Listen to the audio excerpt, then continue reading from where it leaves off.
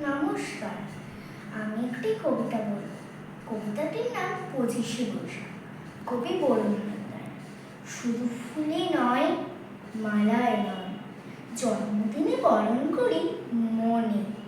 কীর্তি তোমায় করেছি মহান, তুমি আছো বিশ্ববাসীর প্রাণে। প্রতি বছর তোমার জন্মদিন 25শে বৈশাখ আসে ঘুরে ঘুরে। পূজিত হও তুমি বিশ্ববাসী, চিন্তা চেতনার হৃদয় মন্দিরে। বঙ্গসাহিত্যের কোনায় কোনায় সুনিপুণ তোমার বিচরণ। জন্মদিনে গানে ও কবিতায় আমরা করি তোমার স্মরণ।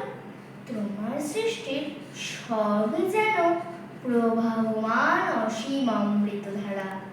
গীতাঞ্জলি কিংবা গীতবিদ্যা পড়ে হয়ে যায় আত্মহারা।